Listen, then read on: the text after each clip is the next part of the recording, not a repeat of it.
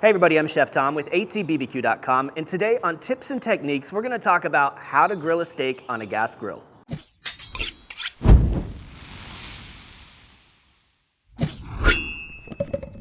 Now let's get back to basics with some grilling 101. If you're brand new to grilling, or if you're just bringing home a new to you gas grill, chances are one of the first things you're going to want to cook is a steak. So today I want to share with you some tips and techniques that are going to make you successful right out of the gate when it comes to cooking that steak on your gas grill. Now before we even talk about the grill itself, we're going to talk about the steak.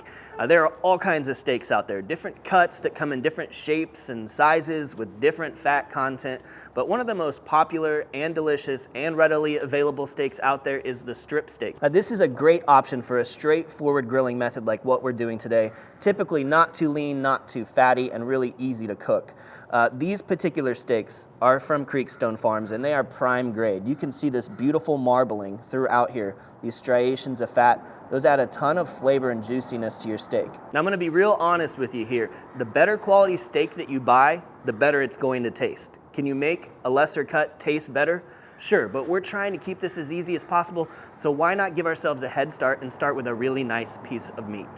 Now beyond that, you've kind of got to ask yourself, what are my goals in the end for this steak? Well, I want it to be a bit crunchy on the outside. It should have some grill marks, a little bit of char, as that adds a lot of flavor and texture. But in the center, you're going to want it juicy. You're going to want a nice pink center. So we've got to accomplish both of those things, and we've got some ways to get that done.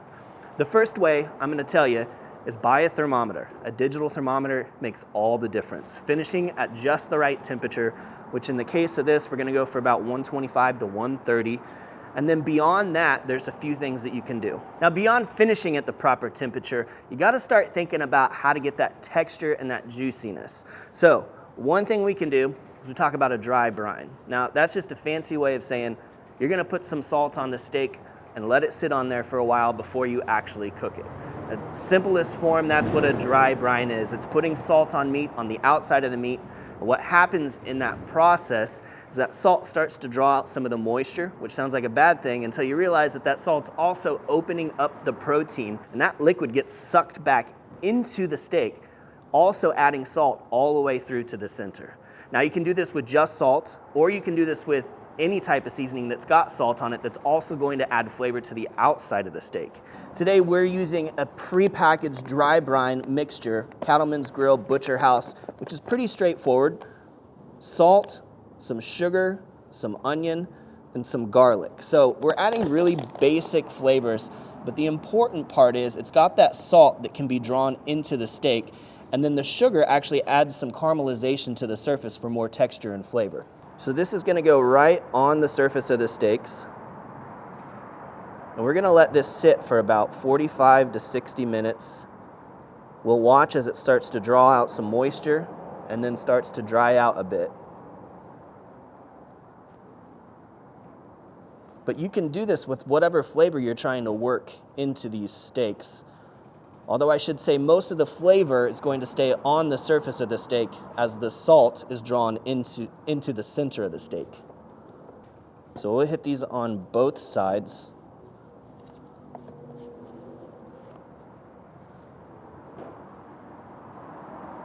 This is really simple. I mean, you get into the kitchen when you get home, you put some of this on your steaks, you let it start to sit, you start to prep for dinner, you go out and you fire up the grill to preheat. Now being that we want these steaks to dry brine for about 45 to 60 minutes, that means we're not firing up the grill just yet. We're gonna get there, but before that, I wanna throw these steaks back into the refrigerator, and I'll tell you why. There's this myth out there that you should bring your steaks up to room temperature before grilling them. The idea is that by bringing it up slowly, you get a more even cook, but it seems that that's been debunked over the years. I prefer to cook it from cold because I know that if I get a cold steak on there, I can get all the color I want on the inside and then slowly bring up the internal temperature. The other way around, it may work out that your steak goes on too warm and you end up not having any color on it before it's fully cooked, so you end up with a well-done steak, and that's not what we're going for. Now, one of the great things about cooking on a gas grill is it gets hot fast, right? But one of the things we don't always think about is the longer it stays hot before you put the food on, the hotter it stays throughout the cook, which helps immensely in forming that texture and color on the outside of our steak. Now today we're cooking on the Napoleon P500. I'm gonna start by cranking up all of these burners to high heat. And we're gonna let this thing sit over high heat for at least 20 minutes before we put the steak on. So 40-minute update, guys. Check out the liquid that's standing on the surface of the steak. Now that's a good thing, it started the process, but what is not good is it hasn't sucked it back in yet. So we're gonna let this continue to do its dry brine work, because if we were to just splotch this off to dry off the surface, we'd lose all that flavor and that juice. So we're gonna let this sit for just a little bit longer. Now, I know we talked about 45 to 60 minutes. That's really a minimum. Honestly, you could do this in the morning and let it sit in the fridge all day.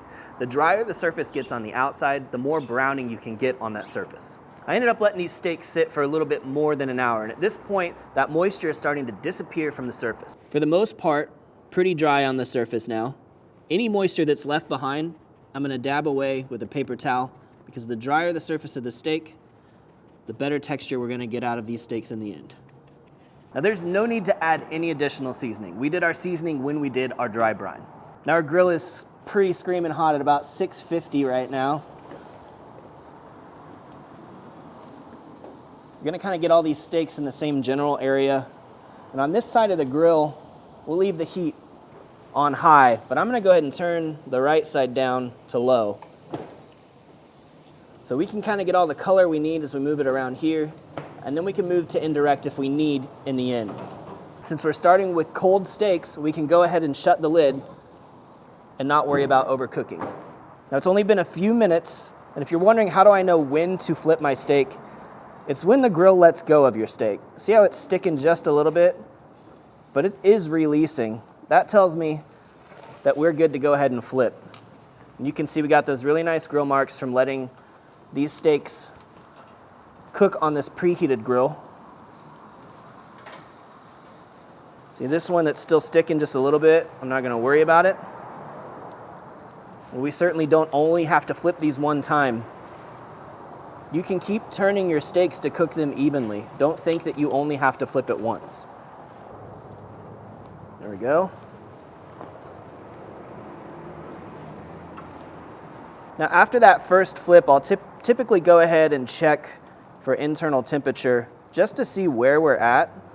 Okay, so on that opposite side, we're down near 100, which means that we need it to come up in temperature from the bottom up. Now there's only about 25 to 30 degrees to go, so I'm gonna leave the lid open from here on out to finish cooking.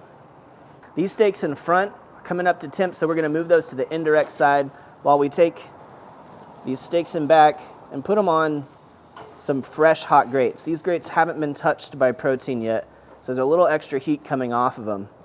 And then we can continue to bring that temperature up from the bottom up. So with a few minutes on the hot grates, you can see, look at that crust, that overall sear, not just where the grates hit. That's what we're looking for, that kind of color.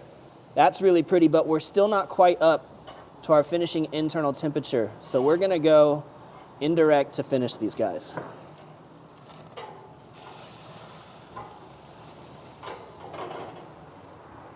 Now, low heat here, we're gonna close the lid and let these come up to 125 to 130. So we've been taking these off one by one as they come up to temp, and we're finally all in that 120, 125, 130 range. That was about 15 minutes total cook time. So now what we gotta do is let it rest. About 5 minutes is a good resting period for this, and what's gonna happen during those 5 minutes is all those juices are gonna redistribute to the ends of the steak. You see, when you put any protein on a hot grill, what happens is all those juices wanna run to the center. It's like a hamburger. You watch it ball up as it grills. Well, when you take it off and give it some time to rest, all those juices go from the center of the steak all the way back out. That way your slice at the end is just as juicy as your slice in the middle. So just wait a little bit, it'll still be hot when you're ready to eat. All right, let's slice into it. Nice. Really nice pink in the middle. See that fat is rendered and the juice has stayed right in there. And that's exactly what we're looking for.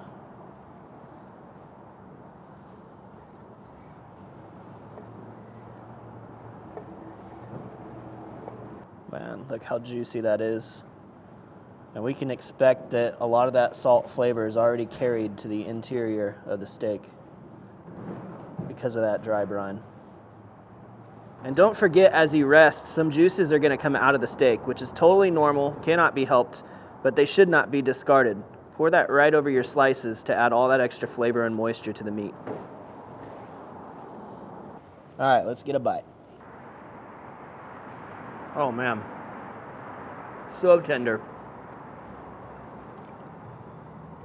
So juicy, but a great crunch around the outside. For sure tasting all of that dry brine.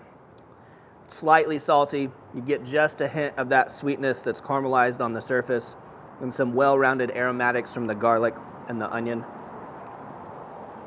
Texture's killer, really nice. Obviously there's lots of ways to cook a steak, and you could cook a steak on any type of grill, but if you're starting out on a gas grill, just need a few simple tips and techniques to get you there. I feel like that's what we've covered today. So let me go through them just one more time to break it down. First of all, there's meat selection. The better meat you buy, the better it's gonna taste in the end. Then we had our dry brine. Adds a lot to the whole situation from juiciness, flavor, and texture. Then you gotta remember, preheat that grill. It needs to be really hot in there for a little bit of an extended period of time. Keep flipping those steaks however many times you need to get a great even crust. You can always finish over a lower temperature, indirect, and use your thermometer. Finally, let that steak rest so the juices can redistribute, and you're all set. Thank you guys so much for watching. Be sure to check out atbbq.com for all the products featured in today's video. If you enjoyed that video, hit the subscribe button. And if you have any questions or comments, or there's anything you'd like to see me cook, let me know in the comment section down below, and let's be good to one another. For more recipes, tips, and techniques, head over to atbbq.com/thesauce. All things barbecue, where barbecue legends are made.